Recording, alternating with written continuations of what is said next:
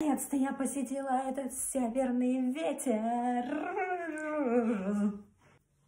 Не могу я в таком виде рассказывать вам про это шедевральное произведение искусства, поэтому минуточку. Ну вот, совсем другое дело. Хотя нет, не хватает еще одной детальки. Самое важное в этом фильме, самый главный образ. Образ длинного указательного пальца. Я вам раскрываю все секреты. Сейчас я его сделаю.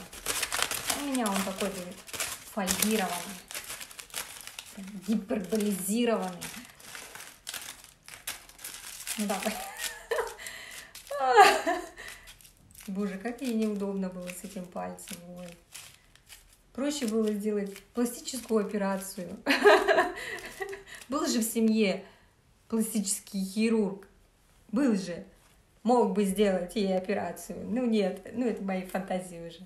Так, о фильме. Что это за матриархат такой? Такая себе. Ну, вы должны вообще рассмотреть все мои небрюлики и понять, что в фильме было на самом деле все красиво, дорого-богато. Как я шла на этот фильм? Я знала, что это будет что-то красивое, что-то такое неземное, ну, как, в принципе, образ Ренаты Литвиновой. Не люблю смотреть никакие отзывы, не читать содержание, о чем там будет. Как жарко в этой штуке. Я зацепила краем глаза на YouTube. Какой-то мужчина рассказывал свои впечатления, как он сходил. Я не помню, кто это, но он, видимо, часто рассказывает. Он отметил, значит, людей в кинотеатре в будние дни на этом фильме было очень много по его меркам. Я сегодня пришла в пустой зал. Пустой. Когда я брала билет, в принципе, заполняемость зала была практически полная, но почему-то люди не пришли. Ну, вот так сложилось. Ну, отзыву, который я услышала от того мужчины, неизвестного мне, он сказал, что Ренаты Литвиновой было очень много. И зачем, мол, она взяла на себя эту роль? У меня возник вопрос, а кто мог взять на себя ее же роль, которая была написана чисто для нее? И я даже представить не могу, кто может сыграть это лучше нее. Шикарнейшие образы.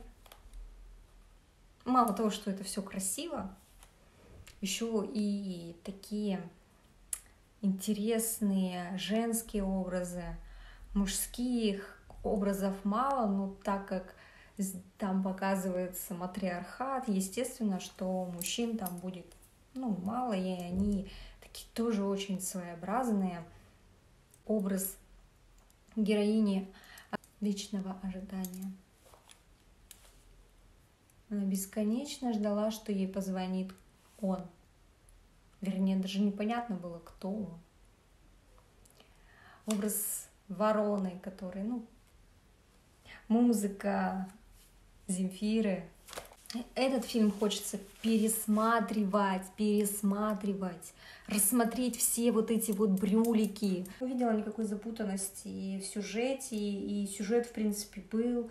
Он немножко оторван от действительности, естественно, как он мог быть другим, я вообще не понимаю.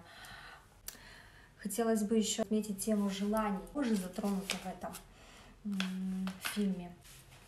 Интересно, как она раскрывается, несмотря на вот сейчас моду вот этих вот желаний, что они исполняют. Смотрите, как происходит. Молодая девушка попадает в семью, где есть традиция загадывать желания на Новый год. Они каждый год загадывают желание, и оно исполняется. И к чему это все приводит? Посмотрите. Молодая девушка загадывает, чтобы ее молодой человек любил всю жизнь.